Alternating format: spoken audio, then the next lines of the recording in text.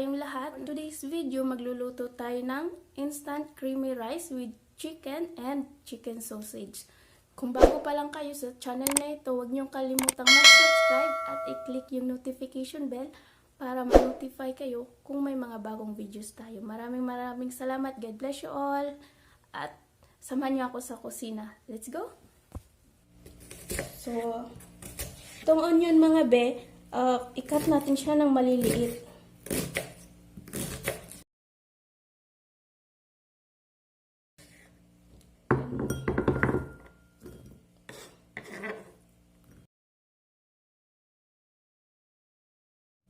Okay. So, next mga be, i-ano natin siya.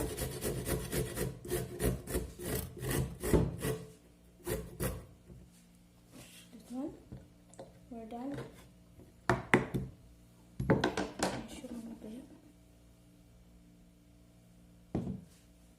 So, ito na yung lahat na ingredients mga be. Onion, shredded carrots, frozen vegetables, chicken, boneless, and of course rice, and chicken sausage. Rice, and ito, cheese. You can use any kind of cheese, shredded siya. I prefer to use mozzarella cheese.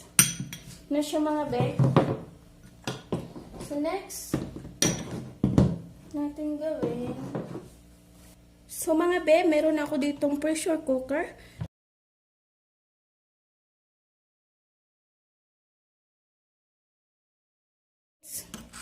30 minutes para mag-init siya masyado.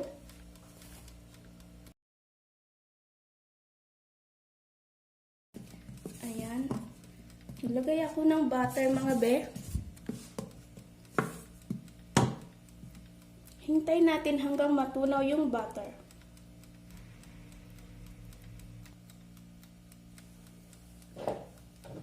So next mga be, ilagay natin tong onion.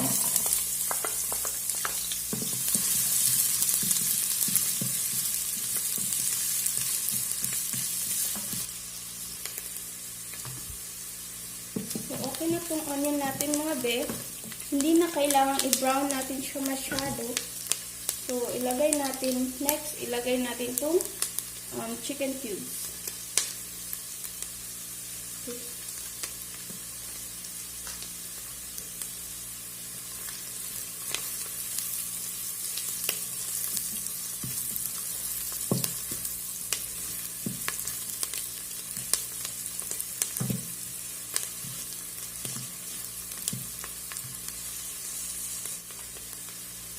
So next, lagay natin itong chicken.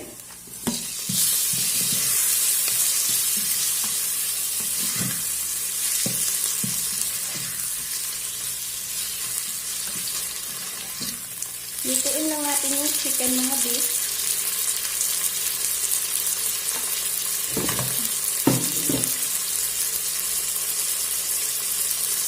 Next, i-add na natin chicken sausage.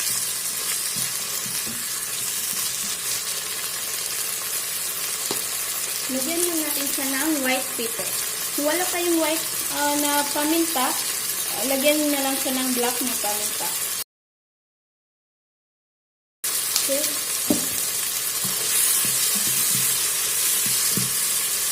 Ang gusto ko dito mga be, kasi madali lang siyang lutuin kasi nasa siya pressure cooker.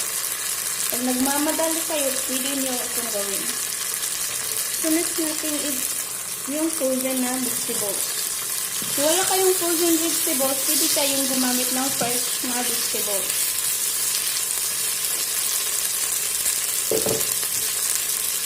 Next, the grated carrots.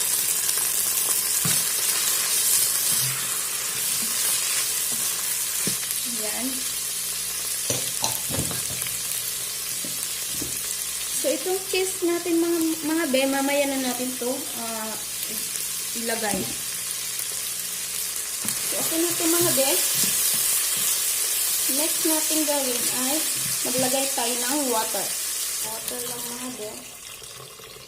So, 1 cup of rice lang naman meron tayo. So, ito na yung rice mga be.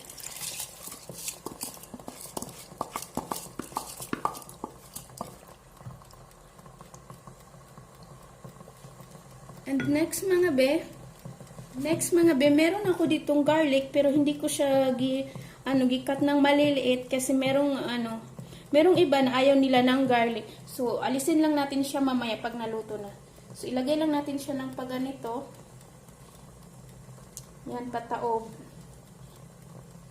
Pwede yung isang buo na garlic yung gawin nyo, pero ikat nyo lang siya ng half tapos ilagay nyo siya ng pataob. So, next, takpan na natin siya mga be. So, yan mga be, nilagay ko lang siya ng 15 minutes.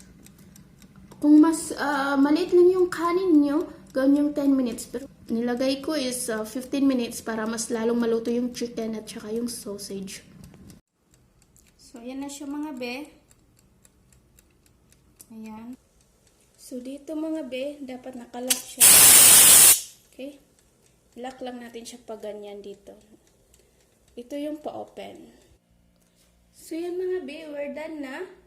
So, ito. Next natin gawin, ayan, i-on natin. Okay.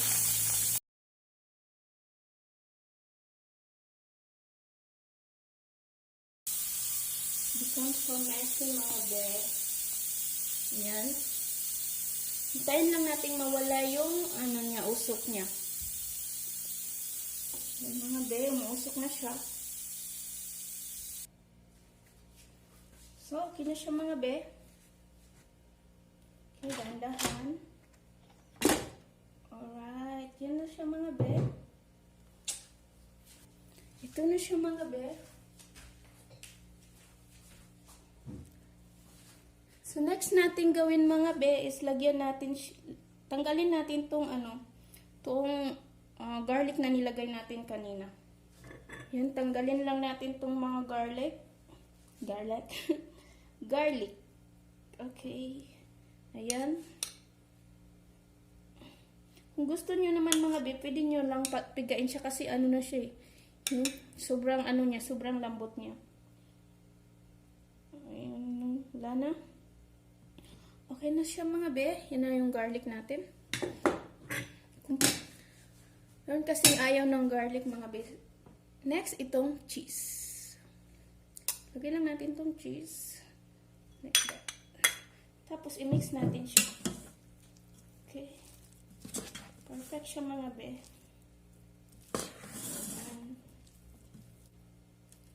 Ayan siya. Natunaw kaagad yung natin mga be. Yung garlic, ay yung cheese. Natunaw siya kaagad. Ikaw, madam, ikaw ba naman na sobrang init nito? Ayan.